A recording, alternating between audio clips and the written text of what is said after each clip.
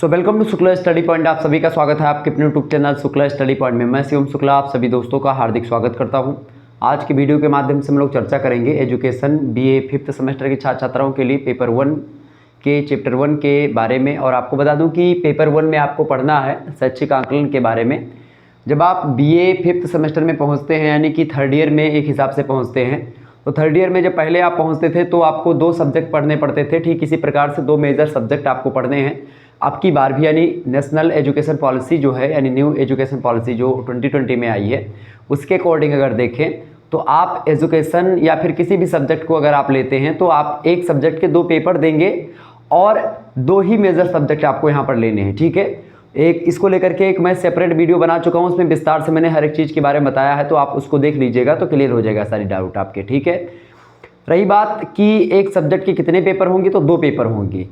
क्या दोनों पेपर एक ही दिन होंगे? नहीं, अलग अलग दिन होंगे। जैसे अलग सब्जेक्ट के आप पेपर देते हैं ठीक उसी प्रकार से आप पेपर के सब्जेक्ट मतलब एक पेपर के आप अलग अलग दिन में पेपर देंगे। ठीक है, मतलब एक सब्जेक्ट के 2 पेपर होंगे तो एक पेपर यानी पेपर 1 का जैसे 23 तारीख को एग्ज़ाम हुआ तो 27 तारीख को या फिर 25 तारीख को दूसरे पेपर का एग्ज़ाम हो सकता है, फिर दूसरे ही दिन हो सकता है, जैसा अब यूनिवर्सिटी वाले जो है अपना टाइम टेबल फिक्स करेंगे, लेकिन अलग अलग दिन ही होगा।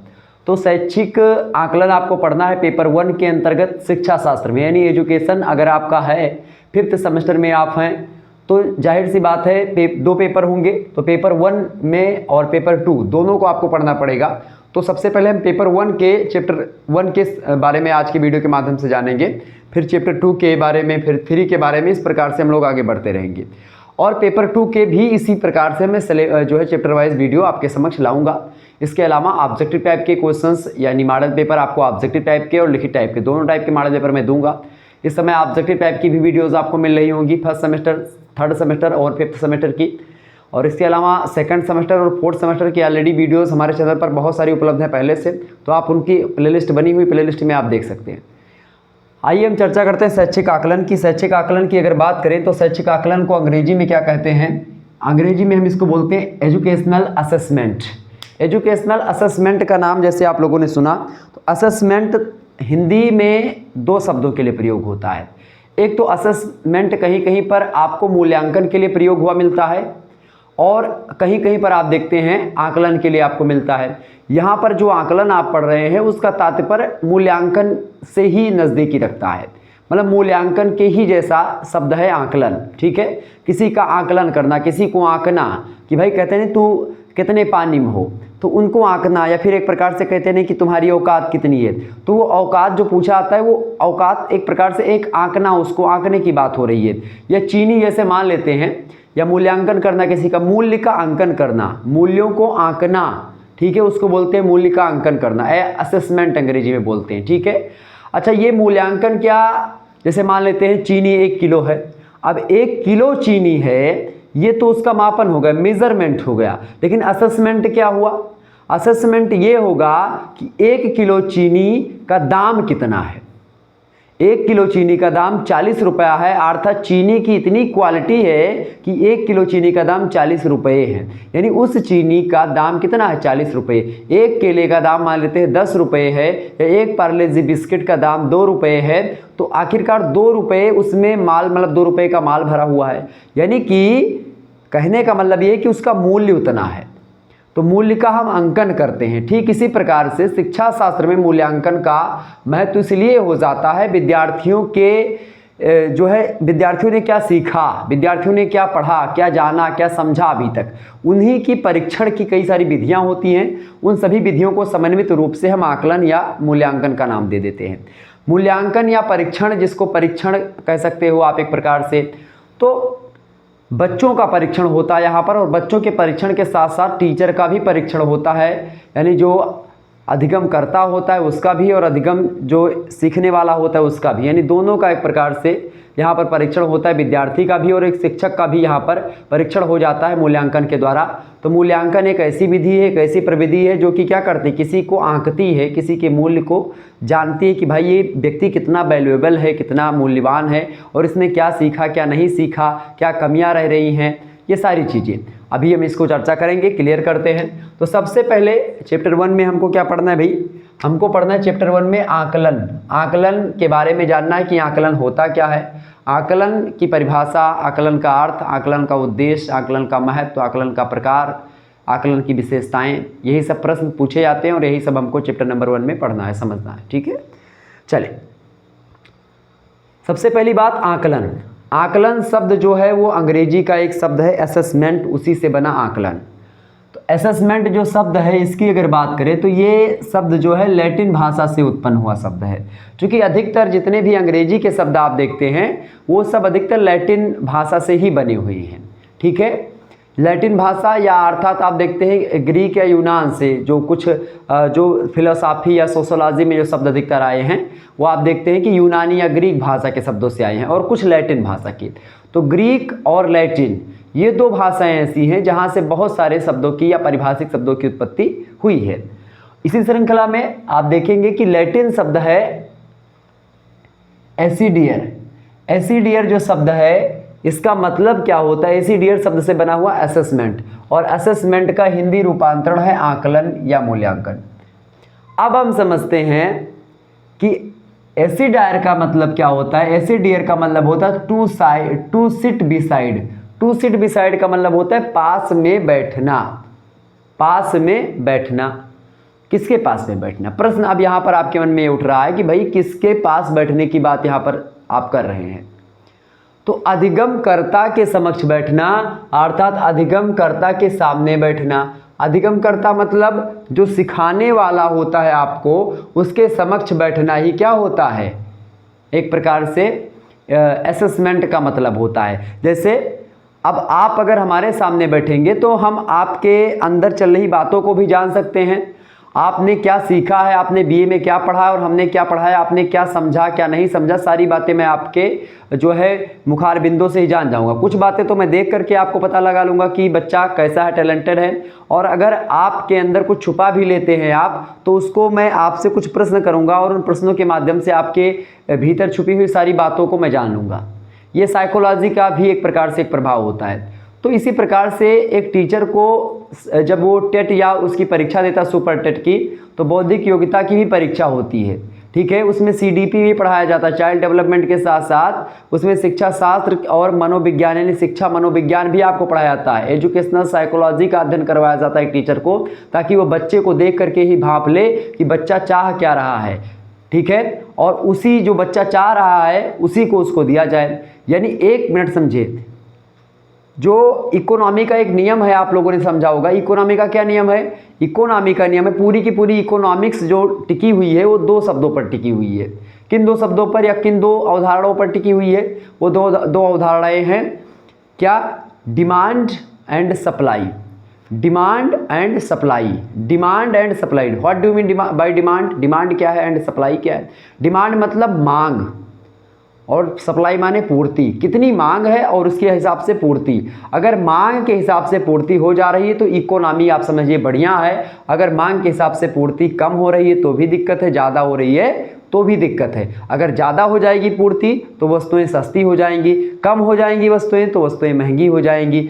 तो ये चीज़ें इसी प्रकार से इसमें भी चलता है क्या कि बच्चों की डिमांड क्या है। अगर बच्चों के डिमांड या बच्चों की डिमांड के साथ साथ बच्चा चाह क्या रहा है ये तो आप जान ही गए, इसके अलावा बच्चे की क्षमता क्या है इसको भी आपको आंकना पड़ेगा। और इन सभी चीज़ों को आंकने के लिए आपको कहीं ना कहीं पे आकलन के बारे में जानकारी होनी परम आवश्यक है। और इसीलिए शिक्षा शास्त्र में आकलन आपको पढ़ना पड़ता है। और इसीलिए शैक्षिक आकलन एक पेपर के रूप में राष्ट्रीय शिक्षा नीति 2020 में जो लागू हुई है उसमें शामिल किया गया है। बहुत सोची समझी एक प्रकार से एक रणनीति है सिलेबस बनाने के पीछे। बहुत दूरदृष्टि वाले होते हैं जो सिलेबस का निर्माण करते हैं, ये बात आप ध्यान रखिएगा। ऐसे अरे गहरे नहीं होते हैं, वो पीएचडी करके बैठे होते हैं, बहुत सारे लोग बैठे होते हैं तब एक सिलेबस का निर्माण करते हैं। सिलेबस को कभी हल्के में मत लीजिएगा। सिलेबस आपके दैनिक जीवन से जुड़ा हुआ सिलेबस होता है। और मेरे हिसाब से जहाँ तक अब का सिलेबस जो बनाया गया है वो बहुत ज़बरदस्त सिलेबस बनाया गया है। और वो ऐसा सिलेबस बनाया गया ताकि आप आगे चल करके अगर कुछ नौकरी ना भी लगती तो भी आप इतना योग्य हो जाओगे कि आप जो है अच्छे तरीके से अपना जीवन यापन कर सकते हैं। चले, तो अधिगमकर्ता के सामने बैठना ताकि अधिगमकर्ता आपकी कमियों को, आपकी अच्छाइयों को और आपके बारे में वो संपूर्ण जानकारी ग्रहण कर ले और ये जान पाए, आपकी परीक्षा ले ले और आपके बारे में सारी चीज़ें समझ सके, वो होता है आकलन। तो एक अधिगमकर्ता ही एक बच्चे का आकलन करता है, ठीक है। एक शिक्षक ही एक बच्चे का आकलन करता है। कुछ बच्चे खुद ही, देखिए आकलन के भी मैं प्रकार में समझूंगा कि आकलन कौन कौन से प्रकार के होते हैं। उसमें बच्चे कुछ ऐसे होते हैं जो कि टैलेंटेड होते हैं, अपनी कमियों को और अपनी अच्छाइयों को खुद वो जान जाते हैं कि हमारी कमियां कहाँ पर रह रही हैं और हमारी अच्छाइयाँ कहाँ पर हैं, ठीक है। वो बच्चे खुद ही जान जाते हैं। तो आकलन का सीधा सा मतलब होता है किसी को आंकना कि भाई ये कितने पानी में है, ये कितना जानकार है, कितना बहेला है, कितना दुष्ट है, कितना शरारती है और कितना टैलेंटेड है। ये ही आंकना क्या कहलाता है, इसी को बोलते हैं आकलन, ठीक है। बहुत देहाती भाषा में और सरल भाषा में मैंने आपको समझाया है। अगर समझ में आ रही चीज़ें तो फटाफट से वीडियो को लाइक और शेयर कर दीजिएगा। अब चलते हैं थोड़ा सा इसके बारे में जानने का प्रयास कि आपको लिखना कैसे होता है। जब भी आपसे अगर प्रश्न पूछा जाए तो आप कैसे उसको डील करेंगे। देखिए शब्दकोश, शब्दकोश का मतलब यहाँ पर क्या है भाई, शब्दकोश का मतलब होता है डिक्शनरी। अब डिक्शनरी में अगर हम मीनिंग देखेंगे असेसमेंट की या आकलन की तो क्या लिखा हुआ मिलेगा, लिखा हुआ आपको मिलेगा कि आकलन का तात्पर्य क्या है। आकलन का तात्पर्य किसी वस्तु की कीमत, किसी वस्तु की कीमत। मैंने इसे चीनी के को लेकर के उदाहरण दिया, बिस्किट को लेकर के उदाहरण दिया, नमकीन को लेकर के उदाहरण दिया, तो सेम वही है। तो किसी वस्तु की कीमत, उस वस्तु की मूल्य, उसका मूल्य क्या है, वैल्यू, गुणवत्ता यानी उसकी क्वालिटी क्या है, या महत्व, उसका महत्व क्या है, इन्हीं का निर्णय अथवा निर्धारण करना ही असेसमेंट या आकलन होता है। किसका निर्धारण करना, किसी वस्तु का या किसी वस्तु की कीमत का निर्धारण करना या निर्णय करना, किसी वस्तु के मूल्य को बताना या निर्णय या निर्धारण करना, किसी वस्तु की गुणवत्ता को बताना, उसकी क्वालिटी को बताना, किसी वस्तु का महत्व का एक प्रकार से निर्धारण करना या निर्णय लेना, ये होता है आकलन, ठीक है। समझ में आ रही चीज़ें, यानी किसी वस्तु के बारे में उसकी क्वालिटी को बताना भी आकलन होता है। किसी वस्तु की क्वालिटी के साथ साथ उस वस्तु के मूल्य को निर्धारित करना भी एक प्रकार से आकलन कहा जाता है। किसी वस्तु के बारे में अगर बात किया उसका महत्व क्या है, इसका निर्णय लेना भी एक प्रकार से आकलन होता है। और किसी वस्तु के कीमत का अंदाज़ा लगाना भी आकलन ही होता है, ठीक है। तो ये तो रही आकलन का शाब्दिक अर्थ। लेकिन आकलन मात्र इतने संक्षिप्तता को धारण नहीं करता है, आकलन एक व्यापक शब्द है। अब आकलन को हमने तो यहाँ पर एक प्रकार से एक साहूकारी दृष्टिकोण से मैंने देख लिया कि भाई ये किसी वस्तु की कीमत और मूल्य और गुणवत्ता या महत्व की बात कर रहा है, लेकिन यहाँ पर वस्तु के स्थान पर व्यक्ति भी हो सकता है। अब व्यक्ति में आपका चाहे वो कोई बच्चा हो, चाहे पढ़ रहा हो, और चाहे कोई एक प्रकार से बड़ा व्यक्ति हो और उसको कोई चीज़ सिखाई जा रही हो, या किसी जो है ऑफिस में कोई व्यक्ति नौकरी करने के लिए गया हो और चाहे उसकी ट्रेनिंग उसकी करवाई जा रही हो, मिलिट्री की ट्रेनिंग हो गई या किसी भी प्रकार की पुलिस की ट्रेनिंग हो गई, या अन्य किसी सरकारी दफ्तर में जब आप जाते पहली बार ज्वाइन करते तो वहाँ के रीति रिवाज, तौर तरीके या फिर काम करने का जो तौर तरीका या ढंग होता है आप पहली बार नहीं जानते, पहले दिन से आप नहीं सीखते, उसको भी सीखना या सिखाना ये सब अधिगम में होता है। और अधिगम ही कहीं ना कहीं पे एक प्रकार से अधिगम कितना आपने किया, कैसा किया, कहाँ पर आप गिर रहे हैं, शैली में आपके कहाँ पर कमियाँ रह रही, कहाँ पर अच्छाइयाँ रह रही, इस बात का आकलन करना, इस बात का परीक्षण करना ही आकलन कहलाता है। सिंपल सी चीज़ है, ठीक है। आगे बढ़ते हैं तो शब्दकोश की तो ये परिभाषा। इसके बाद में एलन महोदय की बात करें। एलन महोदय क्या कहते हैं भाई, एलन महोदय कहते हैं कि आकलन जो होता है छात्र अधिगम पर आधारित अनुभवजन्य आंकड़ों के प्रयोग को सम्मिलित करता है ताकि छात्र अधिगम में सुधार हो सके एवं कार्यक्रम संवर्धन किया जा सके, ठीक है। एलन महोदय कहते हैं कि आकलन जो होता है छात्र अधिगम पर आधारित होता है, छात्र अधिगम पर आधारित होता है, यानी छात्र के सीखने से रिलेटेड होता है या छात्र के सीखने पर आधारित होता है। क्या छात्र क्या सीख रहा है, क्या जान पा रहा है विद्यालय में, या एक टीचर उसको क्या सिखा पा रहा है, इस पर आधारित होता है या इसी से संबंधित होता है अधिगम, ठीक है। किसने कहा, एलन महोदय ने कहा। इसके अलावा आगे कहते हैं कि छात्र अधिगम पर आधारित होता है आकलन। इसके अलावा अनुभवजन्य आंकड़े, अनुभवजन्य आंकड़ों के प्रयोग को सम्मिलित करता है। अनुभवजन्य आंकड़ों के प्रयोग को, यानी एक टीचर जो होता है वो अनुभवी तो होता है, तो वो अपने अनुभव के हिसाब से एक ऐसे आंकड़े को इकट्ठा करता है जो कि उस बालक के संदर्भ में होता है, उस बालक का आंकड़ा होता है कि उस बालक ने क्या सीखा, कैसे जाना, क्या पढ़ा, क्या नहीं पढ़ा, क्या त्रुटियां रह रही हैं उसकी अध्ययन विधि में, अध्ययन शैली में, ये सारी बातें, ये सब एक प्रकार से उन सभी का एक प्रकार से आंकड़ों का प्रयोग उन सभी को सम्मिलित करता है अधिगम, ताकि क्या हो कि छात्र जो इन सभी को इसलिए संकलित किया जाता है, इकट्ठा किया जाता है, सम्मिलित किया जाता है ताकि छात्र अधिगम में सुधार हो सके, यानी छात्र का अधिगम अच्छा हो सके, छात्र अच्छा सीख सके, अच्छा को जान सके, अच्छी चीज़ों को समझ सके। इसीलिए ये सब पूरा आकलन का एक तरीका अपनाया जाता है ताकि छात्र के सीखने में मदद मिल सके और छात्र जो है अच्छे तरीके से चीज़ों को जान पाए, उसका कॉन्सेप्ट क्लियर हो पाए, अवधारणाओं को समझ पाए अच्छे तरीके से। इसीलिए कि आखिरकार टीचर में कुछ कमियां रह रही हैं क्या, या छात्र के जीवन में कुछ कमियां है, छात्र के आंतरिक मामलों में कुछ कमियां रही, जिसके कारण से छात्र उन अवधारणाओं को नहीं समझ पा रहा है जिनको एक टीचर समझाने का प्रयास कर रहा है। तो कहाँ पर फॉल्ट हो रहा है, कहाँ पर गलतियाँ हो रही हैं, उसी को एक प्रकार से चुनना, उसी को जानना ही आकलन के द्वारा संभव किया जा सकता है। तो अधिगम में सुधार हो सके एवं कार्यक्रम संवर्धन किया जा सके। कार्यक्रम संवर्धन का मतलब यहाँ पर कि अधिगम को और अच्छे तरीके से सुचारू रूप से आगे बढ़ाया जा सके। ठीक है, तो इस प्रकार से ये बताया किसने, एलन महोदय ने।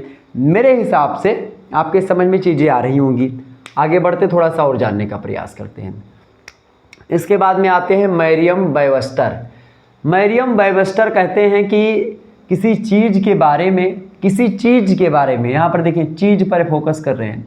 हालांकि व्यक्ति यानी एक बच्चा भी हो सकता है, टीचर भी हो सकता है। मैंने शुरुआत में क्लियर कर दिया कि आकलन मात्र एक वस्तु को लेकर के नहीं हो सकता है कि किसी वस्तु का आकलन, आप ऐसा नहीं कि केवल वस्तु का ही आकलन होता है। आकलन किसी भी व्यक्ति का हो सकता है, किसी भी वस्तु का हो सकता है, किसी भी चीज़ का आकलन हो सकता है। ठीक है, तो इन्होंने कहा मरियम वेबस्टर ने कि किसी चीज़ के बारे में निर्णय लेने का कार्य व किसी चीज़ का आकलन करने का कार्य ही मूल्यांकन होता है। इन्होंने आकलन को ही मूल्यांकन माना और आकलन मूल्यांकन के हिसाब से इन्होंने बताया कि किसी चीज़ का आंकना या किसी चीज़ का आकलन करना या किसी चीज़ के बारे में निर्णय लेने का कार्य जो होता है वही आकलन होता है और उसी को मूल्यांकन भी कहते हैं, ऐसा मानते हैं मरियम वेबस्टर। ठीक है, तो ये तो हो गया भैया आकलन की परिभाषा।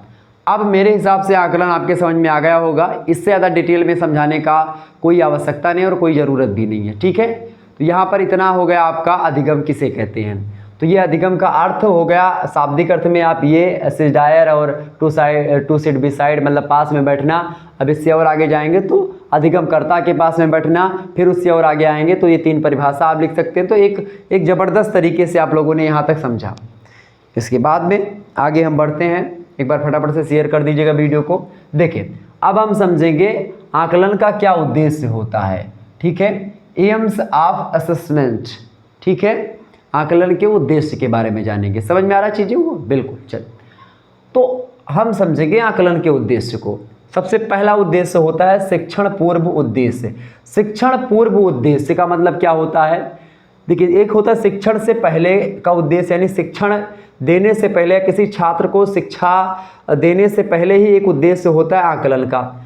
दूसरा होता है शिक्षण के दौरान, यानी जब शिक्षण चल रहा होता है उस दौरान उसका आकलन का क्या महत्व होता है। और तीसरा होता है शिक्षण के उपरांत, शिक्षण के बाद भी आकलन की भूमिका होती है। यानी शिक्षण के पहले, शिक्षण के चलते यानी शिक्षण जब जारी है तब, और शिक्षण के बाद, तीनों स्थितियों में आकलन का उद्देश्य होता है और तीनों दृष्टियों से आकलन को हम समझने का प्रयास करेंगे। सबसे पहली बात शिक्षण पूर्व उद्देश्य, यानी शिक्षण से पहले, अनुदेशन से पूर्व विद्यार्थियों के पूर्व ज्ञान को जानने हेतु। पूर्व ज्ञान को जानने हेतु मतलब यहाँ पर सीधा सीधा तात्पर्य आपका है कि किसी भी मुद्दे को समझने के लिए, खास करके जब आप ऐसा समझते हैं कि भाई अधिगम जो होता है खास करके उससे पहले बच्चा क्या पढ़ा है क्या नहीं पढ़ा है इस चीज़ को जानना। ठीक है, अनुदेशन से क्या बताया मैंने, अनुदेशन से पूर्व विद्यार्थियों के पूर्व ज्ञान को जानने हेतु, कि अनुदेशन का मतलब होता है एक प्रकार से पहले से सूचना देना या पहले से बताना किसी को, या ज्ञान के बारे में बताना। ठीक है, या आज्ञा देना। जैसे जब तक टीचर आज्ञा ना दे या टीचर बताए ना कि भाई आपको ये करना है, उससे पहले ही वो काम कर दे। ठीक है, तो ये होता है अनुदेशन।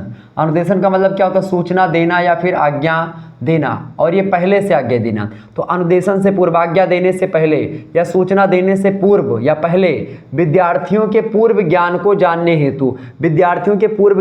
जानने हेतु आकलन की भूमिका होती है। क्योंकि जब बच्चा पहुंचता है पहली बार टीचर के सामने, तो टीचर जो होता है अगर उसको देख लेता है अच्छे तरीके से, तो उसका चाल चलन और हाव भाव से ही पता चल जाता है कि बच्चा जो है ये किस दिशा में आगे बढ़ेगा और ये क्या चाह रहा है। ठीक है, तो ये होता है। तो आकलन का उद्देश्य ये होता है कि बच्चे के विद्यार्थियों के पूर्व ज्ञान को, कि भाई बच्चे ने अभी तक क्या क्या पढ़ा है, कैसा है बच्चा, इसकी क्षमता कितनी है, इसको जानने के लिए आकलन का प्रयोग होता है अनुदेशन से पूर्व। ठीक है, सूचना पाने से या अनुदेशन या शिक्षा देने से पहले ही विद्यार्थियों के पूर्व ज्ञान को जानने के लिए आकलन का उद्देश्य होता है पहला। दूसरा उद्देश्य होता है अधिगम में आने वाली कठिनाइयों व अग्रिम ज्ञान को जानने हेतु। अधिगम मतलब होता है कि बच्चे की कितनी क्षमता है और बच्चे की क्षमता के हिसाब से आगे उसको कैसे हमको ज्ञान देना है, और इसके अलावा उसको ज्ञान कैसे देना है, और अगर हम ज्ञान देंगे तो बच्चों को क्या क्या कठिनाई होगी, इस कठिनाई को भी एक प्रकार से जान लेते हैं। तो उसको उन कठिनाइयों को जानने का एक प्रकार से जो माध्यम होता है वो आकलन होता है। आकलन के द्वारा ही हम अधिगम में आने वाली कठिनाइयों को जान पाते हैं और अग्रिम ज्ञान को एक प्रकार समझ पाते हैं कि भाई आगे जो है हम इसके लिए क्या कर सकते हैं। ठीक है, इस समस्या का समाधान हम किस रूप में निकाल सकते हैं। तो ये हो गया, मतलब शिक्षा देने से पहले की बात है यहाँ पर आकलन का महत्व। और तीसरा है अनुदेशन की योजना बनाने हेतु। अनुदेशन की योजना बनाने हेतु सीधा सा मतलब होता है, अनुदेशन का मतलब क्या होता है, अनुदेशन का सीधा सा मतलब होता है आज्ञा देना है, सूचना देने की योजना। कैसे बच्चे को हमको पढ़ाना है, कैसे उसको हमको ट्रीटमेंट देना है। ठीक है, समझ रहे हैं ना। तो कैसे हमको उसको एक प्रकार से समझाना है, किस प्रकार से उससे हमारा संबंध होना चाहिए बच्चे का, और किस प्रकार से हम अपने जो विचार हैं, हमारे भाव हैं, हमारा जो कॉन्सेप्ट है, किस प्रकार से बच्चे तक हमको उड़ेलना है, बच्चे तक पहुंचाना है। ये एक प्रकार से हमको सबसे ये भी हमको एक प्रकार से आकलन के उद्देश्य में ही होता है कि भाई कैसे बच्चे को पढ़ाया जाए, कैसे अपने अंदर के ज्ञान को बच्चे के पास तक पहुंचाया जाए। ये भी सबसे बड़ी चुनौती होती है एक अधिगमकर्ता के पास, कि भाई किसी को कोई चीज़ सिखाना है, आप जान भले ही सारी चीज़ें रहे हैं, लेकिन वो बच्चों तक पहुंच पा रही हैं सही मात्रा में कि नहीं पहुंच पा रही हैं, इस बात को जानना एक प्रकार से आकलन के द्वारा ही संभव हो पाता है। ठीक है, समझ रहे चीज़ों को, बिल्कुल। चलें आगे बढ़ते हैं। तो ये हो गया आपका शिक्षण से पूर्व का उद्देश्य। अब शिक्षण के दौरान उद्देश्य होता है, यानी शिक्षण चल रहा होता है बच्चे का, बच्चा पढ़ रहा होता है, और उस स्थिति में आकलन की क्या भूमिका और आकलन का क्या उद्देश्य होता है उसको थोड़ा सा जान लेते हैं। शिक्षण के दौरान जो होता है अनुदेशन की प्रभावशीलता को जानने हेतु। अनुदेशन मतलब एक जो आज्ञा या टीचर का जो एक प्रकार से फंडामेंटल या टीचर का जो एक प्रकार से जो मेथड है, जो विधियाँ हैं पढ़ाने की, उसको जानने के लिए एक प्रकार से खास करके कि आखिरकार एक टीचर को या एक अधिगमकर्ता को ये जानना होता है कि अनुदेशन कैसे दिया जाए, अनुदेशन की प्रभावशीलता क्या है, मतलब अनुदेशन होता क्या है, अनुदेशन के बारे में उसको जानकारी होनी चाहिए। किसी बच्चे को कैसे हमको बताना है, कैसे पूरा कॉन्सेप्ट उसको कैसे समझाने की कला उसको आनी चाहिए एक टीचर को। ठीक है, तो अनुदेशन की प्रभावशीलता को जानने के लिए खास करके आकलन का उद्देश्य होता है। इसके अलावा शिक्षण के दौरान ही नैदानिक अनुदेशन हेतु। नैदानिक अनुदेशन एक प्रकार से सीधा सा नैदानिक का तात्पर्य होता है, नैदानिक का सीधा सा तात्पर्य होता है कि क्लिनिकल ट्रायल, एक प्रकार से जैसे कि एक नए तरीके से एक जैसे आपको बुखार हुआ, तुरंत आप दवा खा लिए, तो ये तुरंत ट्रीटमेंट हुआ, नैदानिक हो गया। मतलब जैसे कोई दिक्कत आती तुरंत उन समस्याओं का सामना हो जाए। ठीक है, जैसे मैंने एक इकाई आपको पढ़ाई, तुरंत आपका टेस्ट कर ले, तो इस प्रकार की जो एक प्रकार की चीज़ें होती हैं नैदानिक अनुदेशन, तुरंत सोचना, तुरंत चीज़ों को एक प्रकार से एग्जीक्यूट करना। तो ये सभी चीज़ों को एक प्रकार से कैसे बताना है, बहुत एक प्रकार से बहुत जल्द तरीके से, तो वो होता है एक प्रकार से एक नई तरीके से, नई विधि से। ठीक है, ये सारी चीज़ें होती हैं आपकी नैदानिक अनुदेशन में, तो इसमें भी आकलन की भूमिका होती है। इसके अलावा विद्यार्थियों की समस्याओं को जानने के लिए, विद्यार्थियों को पढ़ने में क्या क्या समस्याएं आती हैं या किसी भी कॉन्सेप्ट को समझने में विद्यार्थियों को कितने संकट का या कितनी समस्याओं का सामना करना पड़ता है, उन समस्याओं को जानना भी एक टीचर के लिए बहुत महत्वपूर्ण होता है। और टीचर उन समस्याओं को तभी जान पाएगा जब वो आकलन का प्रयोग करेगा। यानी आकलन के माध्यम से टीचर जो होता है बच्चों के सीखने में जो समस्याएं आती हैं उन समस्याओं को जान पाता है और उन समस्याओं का निदान भी कर सकता है। यानी शिक्षण के दौरान भी बच्चों में बहुत सारी समस्याएं उत्पन्न होती हैं, तो उन सभी समस्याओं के निदान और उन समस्याओं को समझने में आकलन की बहुत ही महत्वपूर्ण भूमिका होती है। इसके अलावा चौथी बात है प्रतिपुष्टि हेतु। प्रतिपुष्टि का मतलब होता है फीडबैक। ठीक है, फीडबैक का सीधा सा मतलब होता है कि भाई बच्चों को जो मैंने पढ़ाया वो प्राप्त हुआ कि नहीं हुआ। जैसे मैं बोलता हूँ कि अगर आपके समझ में आ रहा तो फटाफट से वीडियो को लाइक करके हमको आप बता सकते हैं कि आपके जो है दिमाग तक या माइंड तक हमारे कॉन्सेप्ट जो है पहुँच रहे हैं कि नहीं पहुँच रहे हैं। जो मैं आपको बताना चाह रहा हूँ क्या वो आप तक पहुँच रहे हैं, आप उसको समझ पा रहे हैं कि नहीं समझ पा रहे हैं, या आप कमेंट करके लाइक करके हमको बताते हैं। तो इसी प्रकार से बच्चे जो होते हैं अपने टीचर को फीडबैक देते हैं और वो फीडबैक जो होता है उसी को बोलते हैं प्रतिपुष्टि।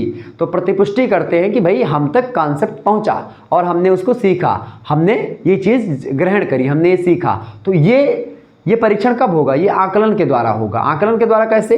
एक टेस्ट हो जाएगा, बीच में एक टेस्ट हो जाएगा, एक साक्षात्कार हो गया, या प्रश्नावली विधि के माध्यम से बच्चों को 10-12 प्रश्न दे दिया गया और उसके उत्तर को आपसे लिख करके बोला गया कि छात्रों से कि भाई इस प्रश्न के उत्तर बताओ, या एक प्रकार से सभी को खड़ा करके एक एक प्रश्न पूछ लिया गया।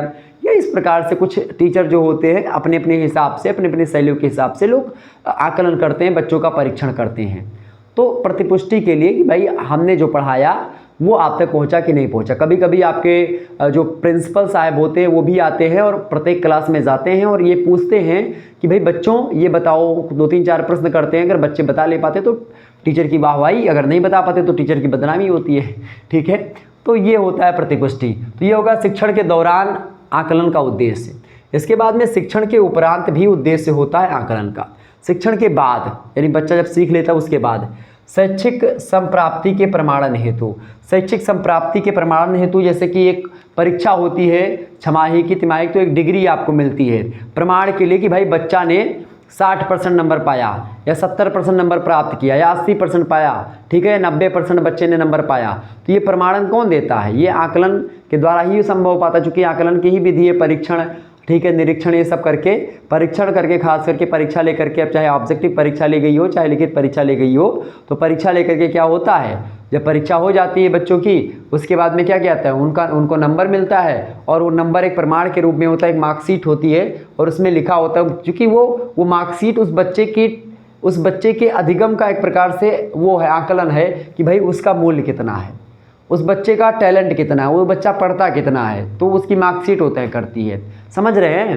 तो ये होता है शैक्षिक संप्राप्ति के प्रमाणन हेतु, एक प्रकार से शिक्षण के उपरांत का उद्देश्य होता है आकलन का। ठीक है, इसके बाद में संपूर्ण शैक्षिक प्रभावशीलता का पता लगाने में। संपूर्ण शैक्षिक प्रभावशीलता मतलब बच्चे का एक प्रकार, बच्चे ने क्या सीखा पूरा का पूरा उसके संपूर्ण जीवन में, यानी अभी तक जितना जीवन उसका बीता है उसने क्या सीखा, उसको भी आप आकलन के माध्यम से पता लगा सकते हैं कि भाई बच्चे ने क्या सीखा और क्या सीखना अभी बाकी है। ठीक है, ये जान सकते हैं उसकी प्रभावशीलता कितनी है जो उसने सीखा। इसके अलावा ग्रेड प्रदान करनी है, तो ग्रेड मतलब होता है जैसे grade A, grade B, grade C. आजकल आप देखते हैं यूनिवर्सिटीज़ भी बहुत सारी हैं जो कि A++ हैं, बहुत सारी ए, जैसे लखनऊ विश्वविद्यालय A++ है।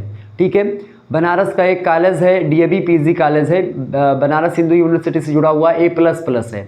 ठीक है, कुछ यूनिवर्सिटीज़ ए हैं, कुछ यूनिवर्सिटी जो है A+ हैं। ठीक है, तो इस प्रकार से ये नैक जो संस्था है NAAC, ये एक संस्था है जो कि ये प्रमाणन करती है, ये प्रतिपुष्टि देती है कि भाई कितना विश्वविद्यालय कौन सा कितना अच्छा है। ठीक है, तो ग्रेड प्रदान करने हेतु भी एक प्रकार से आकलन का उद्देश्य, मतलब आकलन का उद्देश्य ग्रेड प्रदान करने के लिए भी होता है। इसके अलावा शिक्षक के स्वयं मूल्यांकन हेतु। अब चूंकि बच्चा अगर उसका पढ़ करके बड़ा अच्छा नंबर लेकर के आया तो फिर टीचर की वाहवाही होगी, टीचर का क्लियर कॉन्सेप्ट होगा कि भाई अगर आप लोग अच्छे नंबर लाते हैं तो मैं खुश होता हूँ कि मैंने जो पढ़ाया शायद वो आपके समझ में आया। अगर आपके नंबर कम आते तो मुझे पता चल जाता है कि भाई जो मैंने पढ़ाया शायद आपके समझ में ना ही आया, या फिर जो मैंने पढ़ाया वो एग्ज़ाम में आपके नहीं आया। ठीक है, कुछ भी हो सकता है। लेकिन जब आप कमेंट करते लगातार और लगातार कमेंट ही करते कि सर जी आपने जो पढ़ाया सारा समझ में आ गया, कमेंट करते हैं और उसके बाद बताते हैं कि सब कुछ मैंने पेपर में कर दिया, मेरे 80% आए, मेरे 90% आए, मैंने यूनिवर्सिटी टॉप कर दिया। बहुत सारे बच्चे ऐसे हैं जो कमेंट करते रहते लगातार। ठीक है, तो वो ये मूल्यांकन हो पाता है कि एक शिक्षक कैसे उसको पता लगाए कि भाई वो क्या पढ़ा रहा है।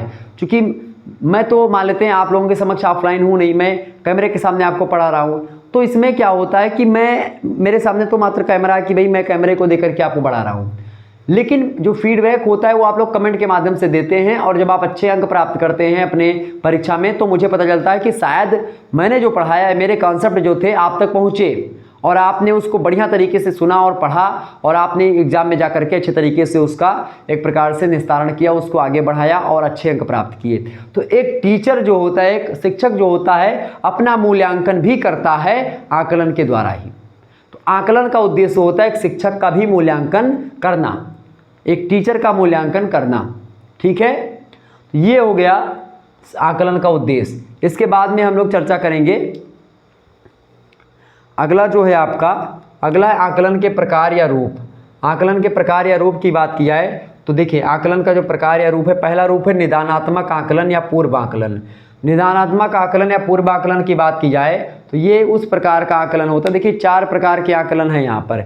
एक तो है निदानात्मक आकलन या पूर्व आकलन, एक है अधिगम के रूप में आकलन या स्वयं आकलन, एक होता है अधिगम के लिए आकलन या रचनात्मक आकलन, एक होता है अधिगम का आकलन यानी कि योगात्मक आकलन। ठीक है, अब जो ये होता है निदानात्मक आकलन या पूर्व आकलन, ये क्या होता है इसको सरल भाषा में समझो। जो निदानात्मक आकलन या पूर्व आकलन होता है, इसमें क्या होता है कि बच्चा जो होता है, बच्चे के पास पहुंचने से पहले टीचर जो होता है या अधिगमकर्ता जो होता है, वो पहले से जान जाता है कि भाई इस बच्चे के अंदर क्या कमियां हैं, क्या अच्छाइयाँ हैं, क्या बुराइयाँ हैं, सारी क्षमता, बच्चे की क्षमता कितनी है, इसकी शैली क्या है अधिगम की, सारी चीज़ों को पहले से जान जाता है। ठीक है, वो होता है आपका पूर्व आकलन, यानी पहले से ही आकलन कर लेना, ये होता है आपका पूर्व आकलन। ठीक है, यानी पूर्व निदानात्मक आकलन या पूर्व आकलन में क्या होता है कि जो है निदानात्मक आकलन जो होता है, ये पूर्व आकलन का एक स्वरूप होता है, एक रूप होता है, जिसके अंतर्गत शिक्षक जो होता है अनुदेशन से पूर्व छात्र की सामर्थ्य, कमजोरी और ज्ञान व कौशलों का मूल्यांकन कर सकता है। ठीक है, वो जान पाता है कि भाई इसके अंदर क्या कमी है, क्या अच्छाई है, क्या बुराई है, सारी चीज़ों को समझ पाता है। ठीक है, तो ये होता है आपका निदानात्मक आकलन या पूर्व आकलन कि बच्चों की गंभीरता, बच्चों की कमजोरी, बच्चों की एक प्रकार से अच्छाई, बच्चों के टैलेंट को एक टीचर पहले या अधिगम करता है, पहले से ही जान पाता है, पहले से ही पहचान लेता है। तो इस प्रकार के आकलन को या इस प्रकार के आकलन को निदानात्मक आकलन या पूर्व आकलन कहते हैं, पहले से ही आंक लेना बच्चे को कि ये कहीं भी किस प्रकार से होता है। दूसरे प्रकार का जो आकलन होता है आकलन के रूप में आकलन, मतलब अधिगम के रूप में आकलन, यानी जिसको बोलते हैं स्वयं आकलन। यानी कभी कभी क्या होता है कि बच्चा जो होता है इतना होशियार खुद ही हो जाता है, जैसे आप लोग हैं बहुत होशियार हैं, बस केवल कमेंट में बातचीत करते हैं, बाकी होशियार आप लोग खूब हैं, पहले से जान जाते हैं कि भाई हमारे अंदर क्या कमियां हैं। आप पहले से जान जाते हैं कि भाई हमारे अंदर क्या कमियां हैं, पहले से आप समझ पाते हैं कि हमारे अध्ययन विधियों में कमियां रह रही है, हमारा अप्रोच सही है या गलत है, इसको जान जाते हैं बच्चे, खुद ही जान जाते हैं बिना टीचर के बताए हुए कि हम कहाँ पर चूक जा रहे हैं, हमारी कमी क्या है, ये बिना टीचर के बताए जान जाना, ये किस प्रकार का आकलन होता है, ये होता है एक प्रकार से जो है स्वयं आकलन या जिसको अधिगम के रूप में आकलन कहते हैं। तो बच्चा जब स्वयं ही जान जाए कि हमारी कमजोरी क्या है, हमारी अच्छाई क्या है, हमारा वीक पॉइंट क्या है, हमारा अप्रोच अच्छा है या बुरा है, ठीक है, उस तमाम प्रकार के प्रश्नों पर खुद ही चर्चा करता है, खुद ही सोचता है, खुद ही अपनी क्षमता और अपनी एक प्रकार से क्वालिटी और अपनी क्वांटिटी पर फोकस करता है और जानता है कि हमारे अंदर क्या कमियां हैं, क्या अच्छाइयां हैं और क्या सुधार हमको लाना चाहिए, हमारी शैली कैसी है और उस शैली में कितना सुधार लाना चाहिए। ठीक है, ये सारी चीज़ें बच्चा जब खुद ही जान जाता तो उसको बोलते हैं अधिगम के रूप में आकलन या स्वयं आकलन। इसके बाद में अगला होता है आपका अधिगम के लिए आकलन। अधिगम के लिए आकलन है जिसको आप रचनात्मक आकलन कहते हैं। इसके बारे में अगर आपको मैं बताऊं, ठीक है, तो ये जो होता है अधिगम के लिए आकलन जिसको आप रचनात्मक आकलन कहते हैं, इसमें क्या होता है, जैसे इसमें क्या होता है, इसमें होता है कि ये एक सतत चलने वाली प्रक्रिया होती है, लगातार चलती रहती है। शिक्षक और विद्यार्थी चल रही गतिविधियों की सूचना का प्रयोग अधिगम में सुधार के लिए करते हैं। जैसे कि क्या होता है, अधिगम के लिए आकलन या रचनात्मक आकलन का सीधा सा तात्पर्य है कि टीचर जो होता है और जो एक प्रकार से जो बच्चा होता है, स्टूडेंट होता है, वो मतलब कि पढ़ा रहा होता है टीचर, उसी समय क्या होता है किसी बच्चे को खड़ा करके पूछ लिया कि बेटा ये बताओ 6 का पहाड़ा सुनाओ या 10 का पहाड़ा सुनाओ, बच्चे से पूछ लिया। या इसी प्रकार से मैं आपसे पूछ लूँ शिक्षा शास्त्र के जनक कौन है, या मैं आपसे बीच में क्लास में पूछ लूँ कि ये फला कौन है, ठीक है, या शिक्षा शास्त्र की परिभाषा बताओ या आकलन की परिभाषा बताओ कि मरियम वेबस्टर ने क्या कहा है, तो जैसे मैं आपसे पूछूं शब्दकोश के अनुसार आकलन की परिभाषा क्या है, मैं क्लास चलते हुए ऑफलाइन क्लास चल रही है, मैं डायरेक्ट आपसे पूछ लूँ प्रश्नावली विधि के माध्यम से, साक्षात्कार के माध्यम से, मैं डायरेक्ट आपसे क्वेश्चन करूँ बीच में, मतलब पढ़ाते समय ही मैं अधिगम की प्रक्रिया चल रही हो और उसी बीच में जब हम आपको आंकने का काम करते हैं कि भाई कौन सा बच्चा अच्छा कर रहा है, इसी बीच में कौन सा बुरा कर रहा है, तुरंत उसको खड़े करके, कोई बच्चा हंस रहा है उसको खड़े करके खड़े हो, क्या कर रहे हो, डांट दिया, मार दिया उसको 2-3 झप्पड़, तो ये सब क्या ये किस प्रकार का आकलन है। डांटना मारना तो खैर आकलन में नहीं आएगा, लेकिन आकलन में आएगा कि भाई खड़े हो, क्या कर रहे हो तुम, और उसकी क्वालिटी, उसकी कमियों को पकड़ लेना, उसकी अच्छाइयों, कोई अच्छा व्यक्ति टैलेंटेड है तो खड़े होकर क्वेश्चन पूछ लिया, बताओ ये क्वेश्चन बताओ इसका क्या आंसर होगा, वो बता दिया। तो इस प्रकार का जो आकलन होता है कि भाई बीच क्लास में ही चीज़ों को समझ लेना, जान लेना, मतलब एक प्रकार से आदान प्रदान कर लेना विद्यार्थी और छात्र, मतलब टीचर और स्टूडेंट के बीच में, वो होता है अधिगम के लिए आकलन या रचनात्मक आकलन उसको बोलते हैं। अगला जो आकलन होता है वो होता है अधिगम का आकलन। अधिगम का आकलन मतलब योगात्मक आकलन। इसको योगात्मक आकलन इसलिए कहते हैं चूंकि आपने पूरा संपूर्ण क्या पढ़ा उसका आकलन डायरेक्ट यानी परीक्षा के माध्यम से आकलन हो जाता है, परीक्षण के माध्यम से। टीचर शिक्षण प्रक्रिया समाप्त हो गई है, उसके बाद में एक जो है परीक्षा होती है, परीक्षा में बच्चे का अंक जो रिजल्ट आता है वो क्या आता है, तो इस प्रकार से बच्चा का जब कोर्स पूरा हो जाए उसके बाद में जब उसको आंका जाता है परीक्षा के माध्यम से, परीक्षा ले जाती है उसकी, जैसे कि आपकी परीक्षा होगी तो परीक्षा लेना क्या होता है, वो होता है अधिगम का आकलन, मतलब आपने क्या सीखा है अभी तक उन सभी का आकलन। जब एक इकाई या कोर्स आपका संपूर्ण हो जाए उसके बाद में आपका क्या लिया जाए, परीक्षा ली जाए, और उस परीक्षा में आपके कितने अंक आते हैं तो वो क्या होता है, उस प्रकार का आकलन होता है योगात्मक आकलन। ठीक है, समझ में आ गई चीज़ें। तो ये 4 प्रकार के आकलन होते हैं। एक में बच्चा पहले से, मतलब एक टीचर पहले से आंक लेता है कि बच्चे में क्या कमियां हैं, क्या अच्छाइयां, क्या बुराइयां, कितनी क्षमता है बच्चे की, क्या क्या पढ़ाना चाहिए, क्या नहीं पढ़ाना चाहिए। दूसरे में क्या होता है स्वयं आकलन में कि बच्चा खुद ही जान जाता है कि हमारे अंदर क्या कमियां हैं, हमारी विधि में कितनी कमियां हैं, कैसे इंप्रूवमेंट हमको करना है, सारी चीज़ें बच्चा खुद ही जान जाता है। तीसरे में क्या है कि बच्चे की पढ़ाई चल रही होती है, टीचर उससे क्रॉस क्वेश्चन करता है और बच्चा टीचर से क्रॉस क्वेश्चन करता है, दोनों आपस में बातचीत करते हैं और एक प्रकार से अधिगम का आकलन हो जाता है कि भाई टीचर कितना जानकार है और बच्चा कितना जानकार, दोनों का उसमें परीक्षण हो जाता है। चौथा होता है अधिगम का आकलन यानी योगात्मक आकलन। इसमें क्या होता है कि बच्चे की लास्ट में परीक्षा होती है और परीक्षा कोर्स संपूर्ण होने के बाद में परीक्षा होती है और परीक्षा में बच्चे ने कितने अंक प्राप्त किए वो उसका आकलन होता है। ठीक है, क्लियर। तो ये हो गया आकलन का प्रकार और रूप, समझ में आ गई चीज़ें। अब आकलन की कुछ विशेषताओं को हम लोग समझ लेते हैं, बस आपका चैप्टर यहीं पर समाप्त हो जाएगा। तो आकलन का महत्व और विशेषताएं एक में ही समझते हैं। देखिए, पहली बात है शिक्षक और छात्र दोनों के स्वयं मूल्यांकन में सहायता प्रदान करता है। मूल्यांकन मतलब आकलन, चूँकि एक शिक्षक जो कॉन्सेप्ट पढ़ा रहा है या फिर जो एक प्रकार से जो चीज़ें उस अवधारणा समझाने का प्रयास बच्चों को कर रहा है, बच्चा समझ पा रहा है कि नहीं समझ पा रहा है, इसको मतलब इसको जानने के लिए आकलन का सहारा लिया जाता है। तो एक टीचर के मूल्यांकन के लिए यानी टीचर जो अच्छा पढ़ा रहा है कि बुरा पढ़ा रहा है, इसको जानने के लिए आकलन की उपयोगिता होती है, आकलन का महत्व या विशेषता होती है। एक ये, और दूसरा ये कि बच्चे ने कितना सीखा, कितना जाना बच्चे ने, एक ये। ठीक है, यानी बच्चे का और टीचर का दोनों का आकलन किया जाता है, यानी दोनों की एक प्रकार से टैलेंट का एक प्रकार से परीक्षण किया जा सकता है आकलन के माध्यम से। ठीक है, तो शिक्षक एवं छात्र दोनों के स्वमूल्यांकन में सहायता प्रदान करता है आकलन, कि वो खुद ही जान जाता है, बच्चा भी खुद जान पाता है और टीचर भी खुद जान पाता है कि हमारे अंदर क्या कमियां हैं और किस प्रकार से हमको इम्प्रूवमेंट करनी है। ठीक है, तो पहला ये हो गया। दूसरा हो गया शिक्षक छात्र की योग्यता एवं क्षमता का पता लगा सकता है आकलन के माध्यम से। यानी आकलन के माध्यम से, आकलन का महत्व ये है कि जो एक टीचर होता है वो बच्चे की क्वांटिटी, मतलब बच्चे की जो योग्यता होती, एबिलिटी जो होती बच्चे की, और जो क्षमता होती है, ठीक है, उस एबिलिटी और क्षमता को बच्चे के भांप लेता है एक टीचर। ठीक है, तो वो भापता कैसे है, वो एक प्रकार से आकलन विधि में, आकलन की विधियों में परीक्षण वगैरह तमाम सारी विधियां हैं। ठीक है, उन तमाम प्रकार की विधियों का प्रयोग करके बच्चे के टैलेंट को भांप लेता टीचर, जान लेता है। तो एक तो ये आकलन की विधि के द्वारा होता है। तीसरा होता है शिक्षण सामग्री व एवं तिथि मतलब विधि के चयन में सहायक। शिक्षण सामग्री मतलब सिलेबस कैसा बनाया जाए, इसके लिए आकलन बहुत ज़रूरी है। शिक्षण सामग्री क्या होनी चाहिए, कंटेंट कहाँ से लाया जाए, कंटेंट विषय वस्तु क्या क्या होनी चाहिए किसी विषय में। इसके अलावा जो है विधि चयन में, विधि मतलब किस विधि का प्रयोग करके हम पढ़ाया जाए, किस विधि का प्रयोग करके एक प्रकार सिलेबस बनाया जाए, ये सारी चीज़ें जो है ये आकलन के द्वारा ही आप जान पाते हैं। तो आकलन जो है इन सभी का पता लगाने में भी आकलन की भूमिका होती है, विशेषता होती है। इन सभी को चुनाव करने में किस विधि का और किस सामग्री को रखा जाए, किस क्लास में पढ़ाया जाए, ये सारी चीज़ें।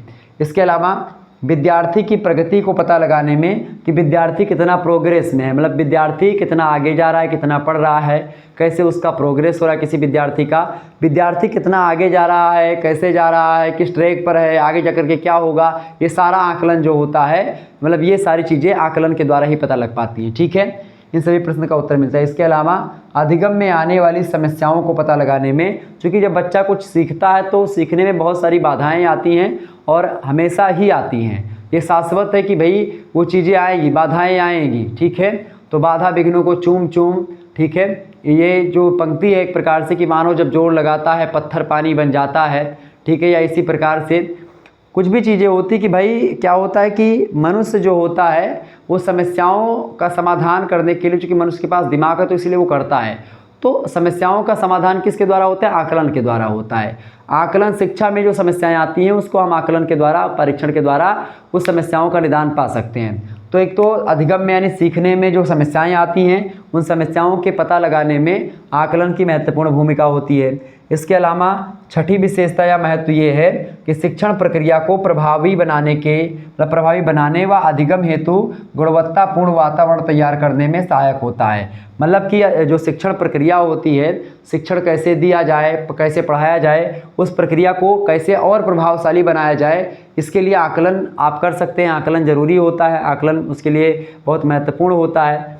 अधिगम हेतु खास करके प्रभावी बनाने व अधिगम हेतु गुणवत्तापूर्ण वातावरण तैयार करने के लिए। गुणवत्तापूर्ण वातावरण का मतलब क्या होता है, एक ऐसा इन्वायरमेंटल बनाया जाए जिसमें बच्चा अच्छे तरीके से समायोजित करके और वो सीख सके और अच्छे तरीके से उसका कॉन्सेप्ट क्लियर हो सके। यानी एक ऐसे वातावरण की बात जो है बनाने को लेकर के तैयार करने में सहायता प्रदान करता है आकलन, जिससे एक बच्चा अच्छे तरीके से किसी भी कॉन्सेप्ट को बहुत जल्दी समझ पाता है। इससे प्रैक्टिकल के लिए एक प्रकार से खास करके एक प्रयोगशाला बनाई जाती है, ठीक उसी प्रकार से। ठीक है, ताकि बच्चा वहाँ पर जा कर के अच्छे तरीके से कोई चीज़ों को समझ पाता, जान पाता है।